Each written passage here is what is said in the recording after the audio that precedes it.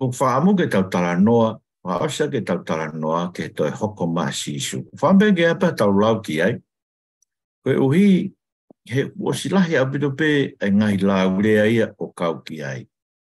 Pea tau lahi au pito pe me ngai tui hala u ave holo. E whekau ak pea me toi hoko mai ai eiki. Ma tui koe me pe tau iloi pa ke ilo au ka Sisu ka kene ilo e aho mo e hoa. Tau ilo pe tau e hoko mai o hangeha kai haa. Pea o matua ku mahu inga e tau matiu ki ai. Rai pe ngai whaofi-ofi. Kuonga ko tau pe gwena o whaofi-ofi. Pea te uwhai pe mo ai whaofi-ofi o tau kuonga ko ai ahoni.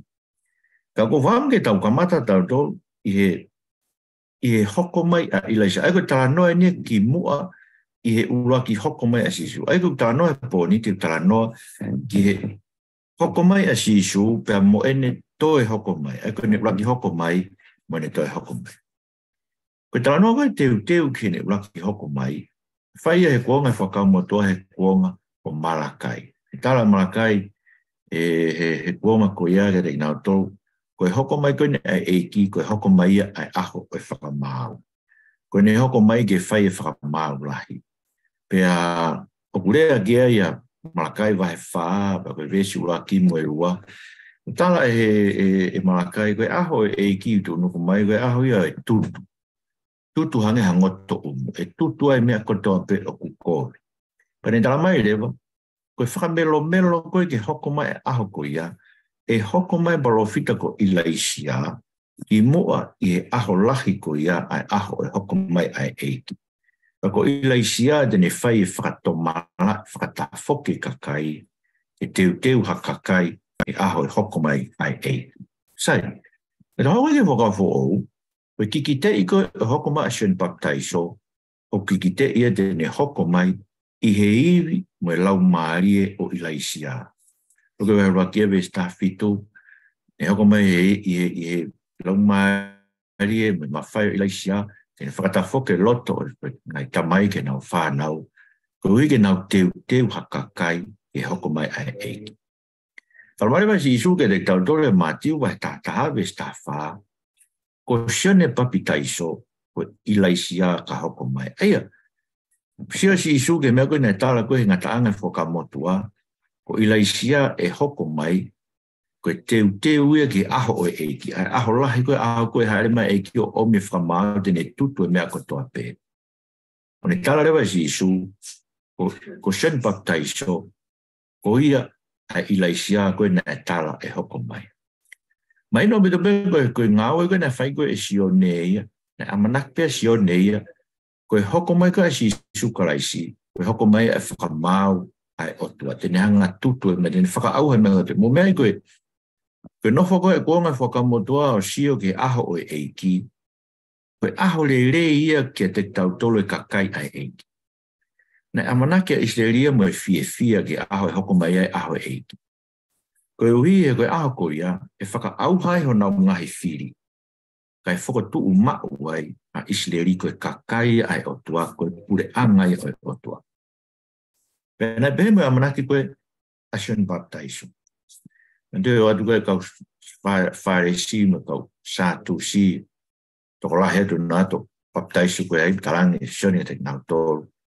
Ai whangang hako i ngata whekai. Ko haina ne hanga o whatokanga ki mo tolke mo hola me hou hau tu nuku mai. Aia, e kia manaki mea sione koe hoko maa Sisu, koe hoko mai ai hou hau ai otu. Whaka auhau nau ngai whiri, kai whakatu mao ki nau tu. Kono uinga ia koe e ne eke koe na whai kia Sisu. Mandui, e nofo koe pili sione pa ne hanga whekau mene kawa ko ke eke ka Sisu. Ko koe e toko tahana e pau ke hau. Pite tau amanaki a tāke. Koe ngā hoki. Naka sione e whai Sisu e whakamau. A koe nia, wikuia e iko tamate ia. Koe ke whai Sisu e whakamau koe ne amanaki sione e hau whai. Aia, koe uhinga ia e ne whai koe ne whewi, ne kai e peko ne tae tui. Ne uhinga e ne whewi ana ia. Koe mea koe ne amanaki a kia e aho o e ki aho whakaaua. Ne kai ke sio ia ko hoko. I hoko mai e ko Sisu kai pane pehe e ia. Na kai koa ko Sisu. Nga mo mea tala taria Sisu. Tani Sisu mo tala ka sio ne mea mo whanongo. Mo mamata ki ai. Ko ai kui eva e pipiki maa e kiri a. Ngongo e turi. Ko tu e mate. Pea tala ki masiwa. Ai ngongo le rei. Pe monu ia ka koia. O kai ke tu kia te. Ai talanga Sisu e ka sione. Tala ka sione te kai koe aho e nia whakaau. Koe aho whai whakamo uie. Sai. Ko mea no ua le vai ko whamu tano. No ua le vai taho ko te. Aia. Ne tala ke hoko mai la isia. Tene teu ai aho o e ki koe aho whakaau. Hau ma Sisu ia tala mai. O kai koe aho whakaau koe aho whakamo. Sai. Ne anga whe ai hawa Sisu ia. Mo e whakakau o e whakamo ui. Ko behe koe mena o lawe kene nai, e nai hawa Sisu ia mo e pure anga o te vita. Hawa Sisu ia ke whakakakato e ngo tala ofa la lahi koe pure anga e whaka motua. E tala ofa nai whai ke e palahame. Kai tau te whitu ke tala ofa nai whai ke te vita. O mea tala ofa nai whai ke te vita o Samuela vahe fitu. Pa koe vesi tahataha. Vesi tahataha ke taha ono. Koe tala koe nei whai e o tua haina ne talane. Koe toko taha miho hako. E hoko mai osi koe i. Ai koni winga ka te vita. Pea teu whakahanga, teu hanga whakotu ono pule anga. Koe toko taha ia. Te ni langa ha whare i hoko i mua. Pea teu langa teu whakotu ono taloni ono pule anga. Ke tu o tae ngata. Teu hoko au koe tamai kia te ne hoko ko whoha. Te uhanga o ako naki ia ke ako naki e tangata, kai ke hiki e kua wha mea hange na hiki mea saula. Koho whare, moho pure anga, te nā tuu i hoku ao o taingata. Ko taloni e tuku ia taingata. Aia, hoko mai a Sisu ia hau ia mo e tala ofa ko ia. O tu e taloni e o tuam, e pure anga ni o tuam hako. E kai ngatai, te langa e ia ai whare o otu. Parewa Sisu malanga e bure anga. Ai kono uhinga e o kamata pia maa ke vahula ki we sta whame ta nima. E ne hawa Sisu ne malanga pe kua kato no taimi. Hoko mai pure anga ku ofe pure anga o tua. Mou whakato mala o tui i a ngongo rere. Nga tui whaigoe ni ngahi whakamu oi ma e ne kapuste volo pananga whoko whakaanga. E talanga lewa Sisu e matiu wa taha o vesua valu. Ka pau ko kapusi e au e whangate volo i lau maari o tua. Pea tāgua hoko mai ai pure anga o tua o tuu ho mau loto. Aia, mea mawinga na winga ha Sisu e ko winga e hoko mai a whakamoui. Koe hoko mai ne ai pure anga o tua, e ne hanga kapusi ki tu ai pure anga e te volo. He pufo, ko tau palo pare ma, kono whakapopula i tau tolu e te volo ki hanga hala, moe mate, moe au. Awa Sisu o mai pure anga te vita, pure anga o tua. Pure anga malohi a koe tu o tae ngata. Pure anga ni riua. Ai tamai Sisu, une hanga e pure anga koe o hai e te volo, kai veteani ki tau tolu me ngai hai sia ko tau peke te volo. E kono uhinga ko o mai e ia ai pure anga ai o tua o tu o tau o totong. Pe parola Sisu fai a loke vai tawa, pe stolua ke ta whaa, ni wholofola ke ne kauako.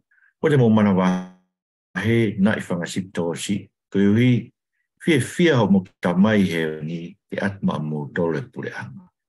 Mo o whatau ato mo koloa whake masiwa, pe o ne mo ngahi ma mo tolu ai anga mea i heni e tupu o motua, mo whaua ki koloa ngai koloa e popo, ngai koloa koe kai whao ma mo tolu ha koloa, koe koloa e tolonga i kai lawa au, whaka auka, e hea ne, te mo kau kai ha. Ai ko winga e o ko tau koloa e branga e o to. Ko atu hanga e tamai o mai.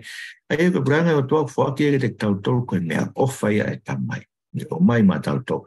Ne mea ofa mai ma te tau to.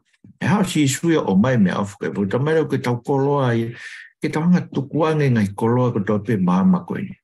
Kai no ko winga e ke pe ke tau o no fui hala pure am. Vai no ko to tabu o pe ke peke ke mau ha whare ke no fuai, ma mea kai ke kai, mo ha wala. tongi mo ngai mo ua. Tonu ke o te ia tau koroa tau tolu tāna, alaka atuai. Ko tau mea ko tau pe, ko koroa ko tau rei ko tau pe uma, koe fuaki, koe ui, ko kuanga pehe tau whaaki koroa koe ma tau tolu, i he pureanga o he vani. Aia, hoko ma Sisu, pehe sio ne koe ni hao whai mai whakaauha, hawa Sisu o mai pureanga koe ai, koe pureanga o tua, pureanga te vita, pureanga haue, pureanga e tō taingata, pureanga unei ku na, ai pureanga o e te volo, kene hanga veteane ki tau tolu, me tau nofo pula, ki haisia e te volo. Perenga tai, kana hoko ma Sisu ia, kene langa whare koe, nei palo mesak e o tua ki a te vita, nen talane, e langa e ho hako ho whare, kia e tu o talo ni o taingata. Aia, koe whare mo e pureanga, mena hoko ma Sisu ke whakatu. Por hore wa Sisu e niango whamaa koe tempare son wahewa te woloke whare tapuni pe te utoi whakotu uia hiri ha aho e tolu. Ka mai na kei ke mahino ke te nau tolu e nerea tain ko ia e agoe na ne toi tuai me pekia na nau toki manatu rewa ke mea na nerea aki e nau tui ki ai tui ke ne wholofola. Ka mo mea koe una benia na tala koe whare koe na vina Sisu te ne langa he ne toi tuu. Koe whare koe na taranga pita o maka koe. Pe te uranga e funga makani o siasi. Pe hei kai ke la vai ia. Ngahi matapa o he te sia. E whia ma bea whakaukau koe ngā Sisu ne whai mani koe tu fungai. Tara mai koe une langa e whare o. Ne hao langa e whare o tu. Mai te toko e whare o tu ako no siasi. E whare e koe na ne holoki taki e ne pekia. Pada te hanga whakatu. Aia koe ni uhinga ana ni holoki koe e whare e ne pekia. He koe ne pekia. Koe ngata anga ia e tau koe whirma o ka tempare. Hange koe tempare na tu Jerusalema. E mana tu koe ngapena whirma o tempare koe ia ia koe koe ngai whi lau na pau ke whai e. Ka moe whi lau koe a whaderei na pau ke hua e tau la eki lahi. Ia potu tok tapu. E whi lau ma iste. Koe hui ko Sisu ne whai whi lau koe whilau pe e taha koe whia maonga onga ta. Ko hinga nani pe e holoke whare tapu, ose whare tapu e koea. Ko ngata whare tapu e koe aina langa Jerusalema. Me heni o whai atu, koe whare tapu ai whare koe e langa hake ake e toe tuku. Ai whare koe ai koe nau be te ulanga kogu si. Ma tui koe ne whamatala pena ne whai koe ki mwene pekia, ne tala koe ka ki nau tolu, koe maka koe e whakatare i he kautufunga, ko hoko e koe maka, turiki tau olung, koe mea mehe e ki ia, pia whakaofo ke tau mata, koe ne rea behe ke kau wharesi, koe me koe nau ilo e koe, me se koe kau wharesi, ka nau tane Sisu ka nau tolu, e hao e tō tahe wa ana koe pure anga, tene tō e pure anga mea mō tō ave ke hakakai, nau whe unga me pure anga to. Aia, koe meu tau whia i e aho ni, koe ui koe whare koe ia, ai koe nai hoko Sisu kono maka tau whatunga motua. Tara mai ke tau tolu he profola koe nei maranga ke pita ngā vai whawes tātā. Ko Sisu koe maka ia nai whakatare i. E ki mou tolu e kau tufunga. Koe ngani ke kau siu. Koe ne hoko ia koe maka turiki tau olunga o e whae. Ta ko ki tau tolu lea. Koe mea toi tuko e ko Sisu klasi. O ulanga ki tau tolu i he maka koe ia. Ke tau hoko koe whare. Koe tempare ia koe. E winka Sisu te uholoki, e tempare koe ni te whakangata ngā eke tempare koe ni Jerusalema. Kai toe langa tempare fo uia aki e utoe tō. Langa ia he funga maka koe na whakatare. Ka mai pita ka tau tolu, wa pita wahe waves whāmue ni ma, koe ko mohau koe ke Sisu, koe maka mo ui, maka na whakatare, koe maka tau ngā whiri ahe o tua. Ki mo tolu ko langa hake ai koe ngai maka mo ui. E tau hoko koe whare whakalau mahari. Koe tūnga, taura e ki mā oni. E atu, ai whailau whakalau mahari e. Whakahau e fua ke o tua. Ia Christ. Kai nau tau, koe Christiani koe toa pe, koe taura e ki mā oni. Koe tūnga taura e ki, koe tūnga ea o tō tahu lawa tu he awe o tua. E ne whakahoko mea. Ai tangata ki e o tua. Ai kono inga tau lawa lotu koe tau o tua. E ko ngā ki tau tō koe tūnga taura e ki mā oni. Koe mehe toi tua e Kristu Christ, koe mehe no langa ki tau toi whare koe. Tā mai pita e Paula ki te tau toi whiso wahe ua, pes tahi wake ua, Pai ke tau kei lau ki tau toko kau muri ka kai to tonu ki tau tolu pamili o tua pe kulanga ki tau ne mga tuunga ka apostolo ka profita. Sisu Christ kono maka tau fatunga mo tua aia o fe mau taki aia ai fare. Kulanga hake ke hoko ko tempare tapu ki. Aia ko ki tau tolu e koe awhio anga e lau mare mga. Lakrindowa e tolu e staha no. E paula e koki mo tolu ai tempare o tua. Pede mo ilo wa mo tolu tempare o tua. Fio e lau mare o tua. Ai koe whare e koe nei uhinga ke o tua ni tala awha te vita. Te ufoko tuu ho talo ni ke tae ngata. Pea e langa e ho hako a whare. Koe whare e o. Aia, koe whare tau kauke. Tau whaweta e koe whare. Pe he koe whare whakamate li. Pea koe whare whakalau mangari. O langa hake ai ki tau tolu e makatu unga ko Sisu Christ. Koe maka e ne whakatare i. Koe me he ne peki. Koe me ne toi tu ne hako e koe maka tau mawhiri. Langa hake ai ki tau tolu kono tempare tapu. I tau koe tempare koe whare o tu. Aia, amanake a sione e hau. Koe whakaau. O ma Sisu ia. O ome pure anga koe te tau mo ui ai. Pea ne langa e whare, e langa aki ki tau tolu ki tau hoko tunga taula eki maa on. E whai ai ho tau whamo ui. Eke, koe dano no tolu rewa, koe toi haere ma koe pekia, koe toi tua Sisu haere aki ki tau matau e tamai. Aia, o se ne ngawe ko tau peo kakato e ne hanga o mai branga o tua ba ne pekia, langa i e whare tempare fo au koe ni. Haere hake re vaia, he ne haere hake o a fio me tau matau e tamai. Haime no lau gani nai, whakakakato e fie mao koe whakatupu, ne ngawe ki tau tolu ki tau pure ke mea ko toa pe. Patupu mwhatolahi. Ko Sisu pe taha, o kakato e tala koe, e whakatupu koha tangata ia, o ku pure ke mea ko toa pe ai tamai. Ko mea uto mawhetai ai. O kune ngau ea ke mawhai pure ko ia, ke ne awe ki tau tolu ka kai ko whanau i fo ko mea tau tui kia te ia. Awe ki tau tolu e langi ia. O whakakakato ni ahea ke hengu mena lau kia ni nai ta niela vai fitu i sone ko ia.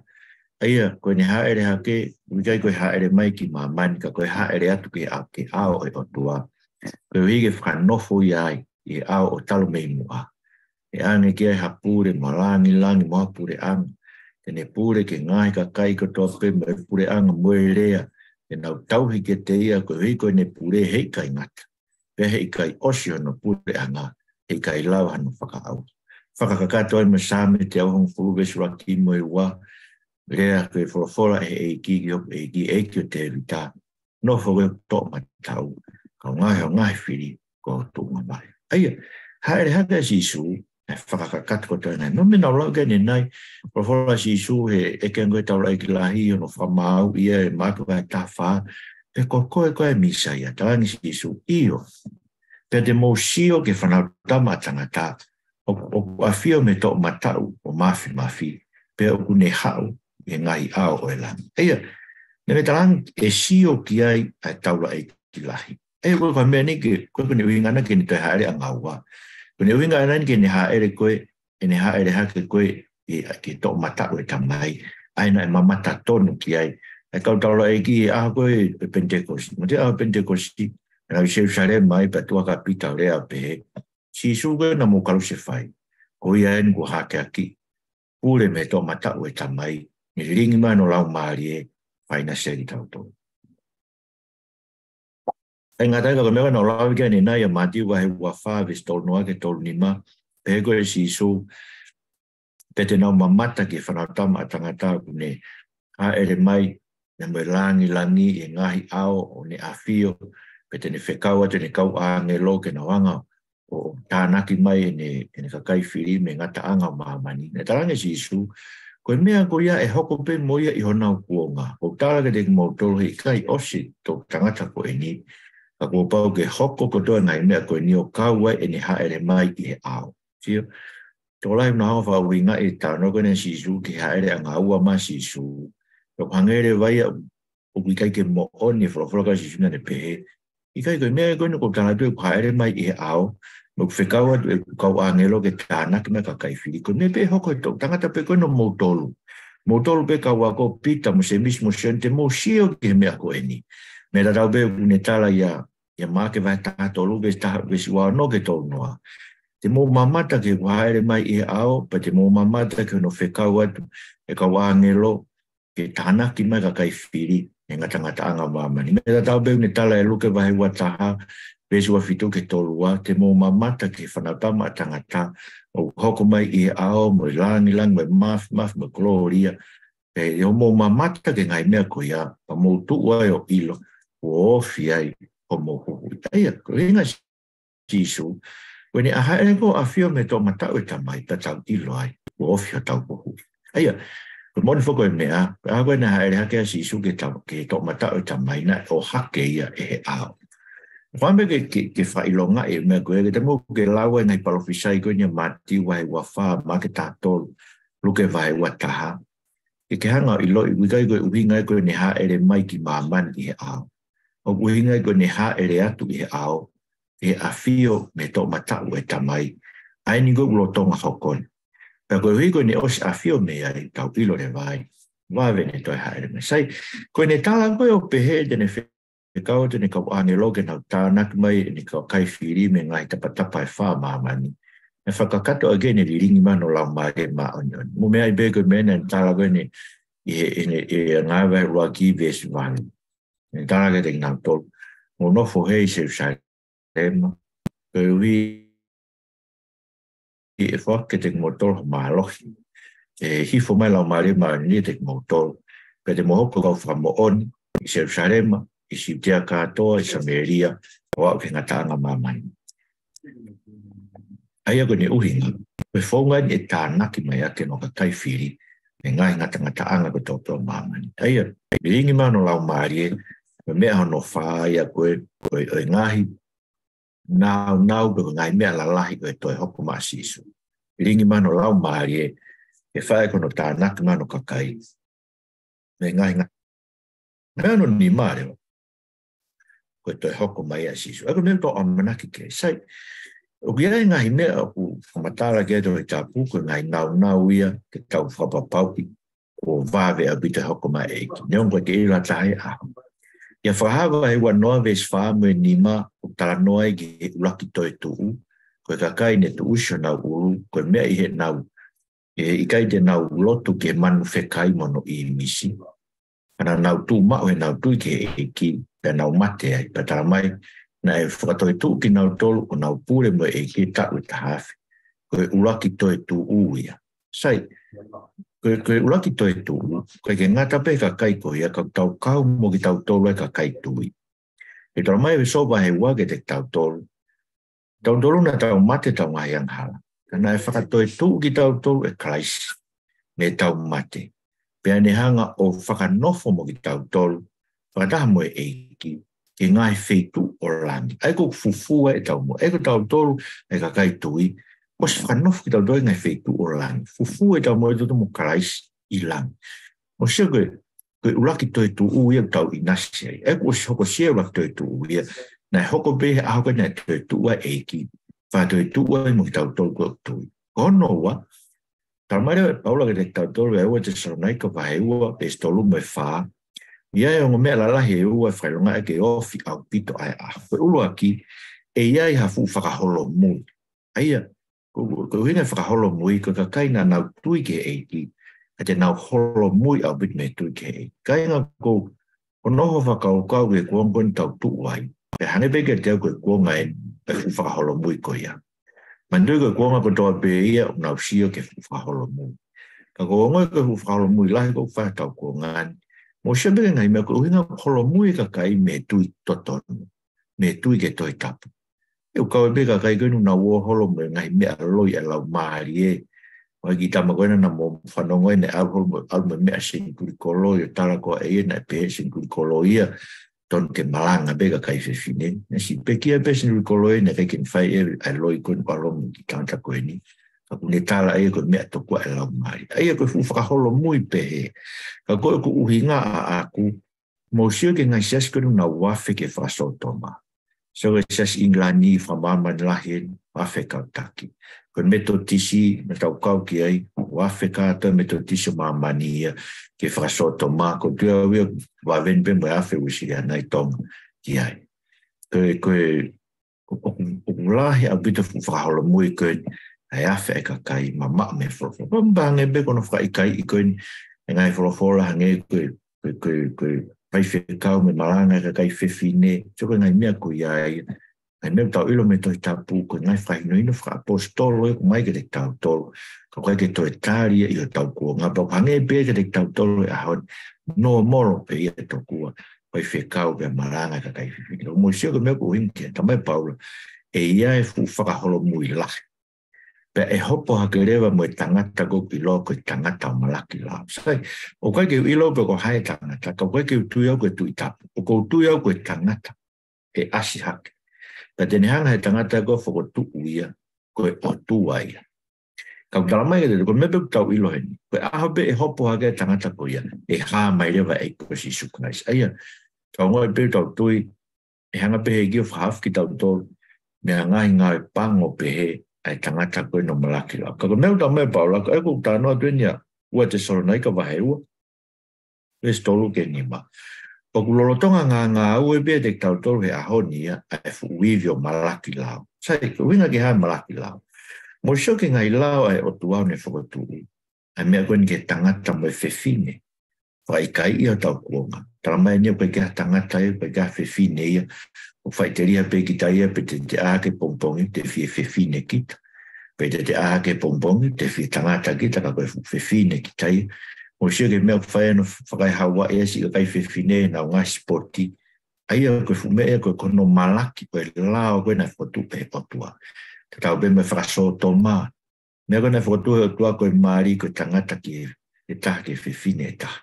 Tau malaki e tau tau nai mea koe. Aia, mga hime pe koe ko tāna, koe no malaki lao koe ni whatu mai koe malanga koe mea matua tangata mo i pure ke siasi. I mo sio ke o ku tau malaki, koe lau maari o malaki lao, o ku lahi au bita ni ngawe ana iho tau kuongai. O mea ko pehe ai, o ku tau wofiangi tau tau i hatoi kuonga, e toi hokomai e eiko Sisu Krais. Kage, ko mea ko tau noho amanaki ki ai, e ifi whakamui e tau pite, pe e whakatoi tu e ka kai ko pekia i e eiki. Mantu e toi tu ko toa pe. Ka e toi tu e kau tai tu ia i ke whakaauha ki nau tolu i anu afi. Toi tu e ka kai koe na i e eiki ke whakatamu ki tau tolu ka pau te tau te mo ui e ako ia. I riu ki tau tolu ko tau sino toi tu. Pe punakak ki tau tolu ke langi ke tau taritaria eiki. Ka koutou ko tau taritari ko eiki ai kai whai e whakaauha ia mea kotoa pehe tutu mea kotoa pehe tala e pita. Wa pita vai tolu ke swaro ke hong furu. Ko tau pehe ko tau e ni wafe tau tatari ka mai pita kai. Ah benia e ua. Ange benia fo i wasi e po uri. Ka fo i wasi ko e hoka pe tolu. Koe ke loa e ni e lau taimi ai tani. Ka koe uhinga e tuku taimi ai eiki. E maha tau taimi whakatoa mara. Ka e hoko mai be aho e kia hange hakai haa te te tautou. Pea e hao e kia ne whai e whaka au haa ke ngai whiri o Kosipeli. Ko e angarewa o ton ke tau wanga aki. Amarewa o te sanaika vai ni mawe si wame ke tau ilo. Ne gai ke whiri ki tautou e o tua ke whai ho hao. Ka ke tau wa usia e whakamo ui ke tau eiko Sisu Kraisi. Aina ne pekia ma tautou koe ui. Pe u tau mohe, pe u tau a. Kehe ke tau mo ui, whia ngai mo e eiki. Sio koe ngai tala no la lahi e nima koe, koe uraki hokomai e eiki mane toi hokomai. Uraki mua mai ilai sia, o melo melo e aha o e eiki. Hokomai si isu ia koe aha whaka auha, koe aha whaka mo ui, o ne omi e pure anga, mo e langa e whare o e otua aini pau kawai. Pe kia pe aha e rehake o awhio me tō mata ue tamai. Ringi ma no lau maari e ko ii ke tau whae ko no malanga ke Kosipeli, ke tānaki mea ke kakai whiri, me ngai tapatapa e whaa mamani. Tene toi haa ere mai rea. Aia ko mea ko tonga hoko koe fu whakaholo mui, koe whakailonga ni vāwene te haere mai. E ia e fu whakaholo mui, ua ki e ua, e kukunganga au e lau maari o malaki la, o tau malaki o tau kuonga, o lahian i hatoi kuonga, ai ngai tutu uni ko tō pe ai potua. Musio takai be te tau tolu, malaki o ke si tau malaki. Ngai whekau ai o tua mane wholofola. Pea koe mea rewa no tolu toi koe whailonga koe e ofi au pito. Koe hoko mai tangata ko malaki la. Kone aspe tangata ko ia. Tamai paula e haa mai mo Sisu e taim tatau pe. Ke whaka au hai. Ifia talu pite. Hoko e toi tu whakakatoa. Tau toi tu ki tau tolu. Pea tau punakaki tau toki vava. Kai tutu e mea ko toa peo vela vai. Koe hita whahino whaka fo o. Ko me langi fo o. Ko noa fo o. Jerusalema fo o. Ai te tau nofo ki ai. Pea moe e. Tamai mo whamaroga te koe. Pai nui wanu whai mau kore ke emo ke mau mateu teu ke aha o toi hoko mai. Tāwa ina mai si ngai toko o whai whirkau. Se mo ngai toko o whakristiani we mau kau whatahe ako e whiawhini. Mau kore to whamau mau ruta mau tuini mau ofa ke te koe tapa koe toa pe. Mai ke mau whiawhia i e ilo. Mau onofo me amanaki le lei. O ikai ko mate tene whai tu rin whaase mau ngahi mo ui. Ka koe a whiona Sisu te ke whafo o mea koe toa pe. Pea te tau nofu ke mo a whio. Mai mo ke pehepe mau tuku pā, mai ke mau kātaki, ki tak ma mahi, ke a ngata anga, ke mau kau he kau ikuna. O ikuna whataha mo a whio e Sisu Christ mo wha mo ui. Amen.